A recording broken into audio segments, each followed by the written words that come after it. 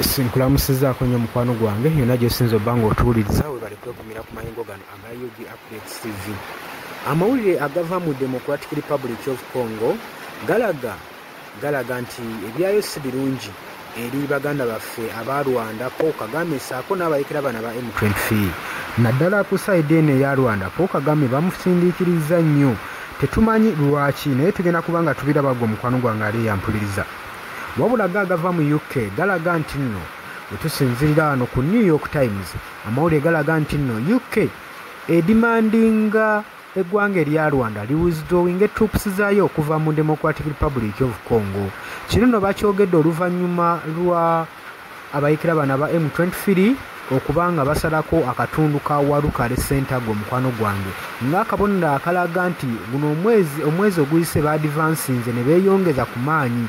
Kigambibwa nti nno abayekere 2,277 ez'amagye g'eggwanga lino aga Rwanda saako n'abayekera ba M23 beebeesolosa akatundu ka Warukale okusobola okulaba nga nako bakawamba nga bakeddiza. Jjukira nti nno akatundu kano we kawambibwa abayekera bano aba M23 bavayo ne bagamba nti nno bawithdrawinze nga bo kubanga bo banoonya mirembe wabula tebanoonya ntalo mu ggwanga lya Democratic Republic of Congo. Era ne bagamba bali mu kusettinga back basobole okuba nga baabulira akatundu kano akawalukale, era balabibwako nga bawithdrawinze troops zaabwe ne bagamba nti n'ekitujjeeyo si kuba nti nno tutidde wabula tunoonya mirembe, era batandise okuba nga barespectinga dialogues ez'okusizinga fire peaceful negotiations ezaaliwo. Naye ate oluvannyuma abayekera bano aba M23 balabibwako nga baddamu okuwamba akabuga kano kawalukale, ng'era bawa ensonga nga bagamba nti nno balabye nga Democratic Republic of Congo government ya violentinze dda yamenyeewo endagaano ya ceasefire neya peaceful talks olw'ensonga nti nno ffe twabadde nga tuli mu kuwithdrawinga amagye gaffe ate bo babadde baleeta drones saako ne tankers nga zitagetinga ebifo byaffe tukontrolinga ne tulaba nga no twagenda kubeerawo mirembe. Era y'ensonga lwaki twagenze mu maaso ne tuddamu ne tusalako akabuga kano akawaluka ne tukeddize sobole okutaasa abantu baffe basobole okuba nga baddizibwa emirembe. Bo bagamba balwanira for justice wabula tebalwanira lwa kugavaninga na kwetwaze mu ggwanga lino erya Democratic Republic of Congo gwe mukwano gwange ali eyampuliza. Wabula UK yegamba nti yagala Rwanda ejjemuyo amagye gaayo mu ggwanga erya Democratic Republic of Congo basobole okuba nga batebenkeza emirembe mu ggwanga eryo. Era UK kyekoze ng'ogyeko sanctions zonna zegiteeka ku Rwanda, envumbo n'akazito. Kaakati bongeddeko akazito, bagambye tugenda tuteeka akazito ku buli omu, ku buli ofiiso gavumenti ali mu ggwanga erya Rwanda saako n'abo abakulembeze mu bayekera ba M23 nga babateekako personally babateekako obuzito basobole okuba nga banoonya engeri y'okkomekerezaamu olutalo olugenda mu maaso mu Democratic Republic of Congo gwe mukwano gwange ali eyampuliriza. Oli ku UG Updates TV kosinzira okuba nga otuwuliriza era weebale kwekumira ku mayengo ano, wabula gwe atannatweyungako kirira wansi waliwo ekigambo subscribe kikoneko obeere nga otweyungako ddala muganda wange gwe ali empuliriza. Mbaagala nnyo abajja mu comment section ne mukomentinga ne mutangaaza ne muteekako endowooza yammwe okusinziira ku bintu mmwe nga gye mubirabamu baganda bange, era nga mbaagala nnyo. Wabula tetumanyi kigenda mu maaso oba abayeekera bano ddala sanctions ne UK zeetadde ku bayeekera bano saako n'amagye g'eggwanga erya Rwanda kinaaleetera okuba nga kidissolvinga conflicts zino ne ziba nga ziggwa mu bitundu bino ebya Northern Kivu naddala mu ggwanga erya Democratic Republic of Congo gwe mukwano gwange ali yampuliza. Olowooza ki ki ekiyinza okukolebwa okulaba nga entalo luno lukomekerezebwa mu ggwanga erya Democratic Republic of Congo? Nkwanirizaako mu comment section. Mbaagala nnyo mweraba. Yes, oli ku UG Updates TV kosinzira okuba nga otuuliza gwe mukwano gwange yenna ali eyo. Gwe nagambye agala otweyungako, agala okweyunga ku channel eno, kirira wansi waliwo ekigambo subscribe kikoneko okoonene mukadde, temwerabirako na mukadde kubanga akadde ako mukwano gwange gakuyambako nnyo okuleetera notification message bwe waba nga waliwo information yonna gye tutaddeko. Ate buli wo subscribing obeera otufollowinze kitegeeza buli kimu kye tunaateekako ojja kubanga okifuna gwe mukwano gwange. Leka okipingwe ng'oli updated ku buli kimu ekigenda mu maaso mu ggwanga gwali eyampuliriza.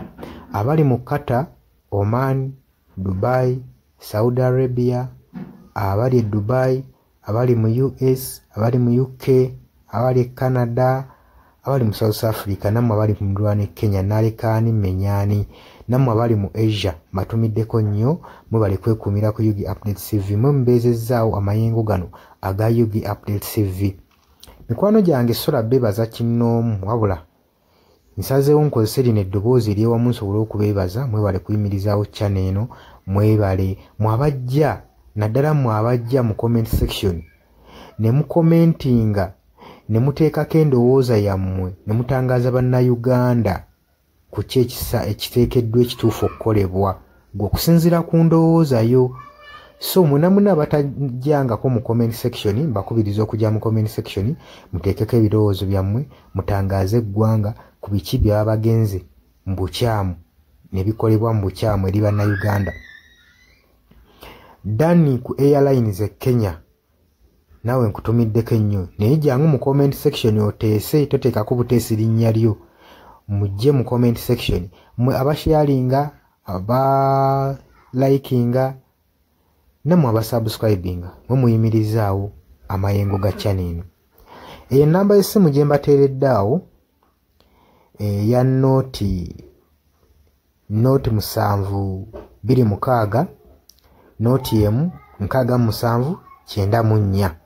Eyo enamba ya WhatsApp eri mu kimyufu. Ye namba gy'ogenda oyita kuba gy'osobola okuyitako gwe mukwano gwange ayagala okulanga wamu naffe. Ng'alina bizinensi yo ng'ogyagala tugikulangire nga wandyetaazo gikulangira. Eyo namba gy'oba oyitako ku WhatsApp osobole okuba nga naye bizinensi yo gikuba abantu tugikulangire gwe mukwano gwange ali eyo ampuliriza. Nengenda maaso n'okulabula abantu ku biki ebigenda maaso mu ggwanga naddala nga akalulu kano aka 2026 katuukuse kengedde. Kati buli muntu alina kubeera vigilant, olina kubeera bulindaala oleme kutunda mwoyo gwo mukwano gwange. Waliwo abatunda emyoyo gyabwe olw'M1,1500 sukaali. Gwe beera ng'omanyi akaseera we kanaatuuka akakuba ballot paper beera nga manyi omuntu ng'omanyi omuntu ogwogenda okuwa gwogenda ottiikinga gwe gwolaba asobola okukulaakulanya ekitundu kyo constituency yo gwolaba agenda otwala eggwanga mu maaso. Bannange tusibwa nnyo akatambaala mu mutwe mu biseera nga bino newankubadde obwavu babubalumizza mutya. Totunda mwoyo gwo ku lw'akantu katono wabula saasira ku ggwanga lyo osaasire ne ku zadde lyo osaasire ne ku future weenaabeera. Lowooza ku by'emu maaso. Weewaawo abamu muyinza okulowooza ng'ebyo tabakwatako nga tebikwatako naye ensobi yonna yonna ekolebwa eiza relative sengaawo maamawo kojjaawo biyinza otutuuka ng'ekyo ekizibu gwe kyetooloddeko ate olaba ebikwatirako biyinza otutuuka essa ne byetooloola ne bifundikira nga bikkutteko gwe mukwano gwange ali eyo. So kyenva nkubiriza baganda bange mwenna abali ku Yugi Updates TV ogenda maaso n'okusharinga information eno. Baganda baffe beebeereremu ate era baleme kutunda mwoyo gwa ggwanga babeere nga batambulira ku mazima nga bayimirira ku mazima nga bayimirirawo ku lw'eggwanga lyaffe erijja mu maaso ku lwa future y'abantu baffe n'eggwanga lyaffe mu maaso kubanga buli muntu ekigenda mu maaso kati akiraba. Bw'atalaba kigenda mu maaso nkakasa obeera muzibe ate era ne muzibe naye alina byawulira ebimukyemula omutima kati n'amanya nti no mu ggwanga mulimu kino. So nkubiriza buli omu obeere lalabayi wa munno osobole okuba nga oli kalabaalaba w'oyo ku biki ebigenda mu maaso. Obakubirize n'omubakubiriza waliwo abali mu byalo nga tebamanyi kigenda mu maaso. Mubaagaliza osubscribinga ku mikutu gino bategeere ebigenda mu maaso mu ggwanga lyaffe wakati smartphone zajja gwe mukwano gwange ali eyo. Wabula mbaagaliza olunaku olulungi mwebale kwekuumira ku Yugi Updates TV mwebatanna subscribinga mugere maaso n'okusubscribinga. Mbaagala nnyo era mweraba.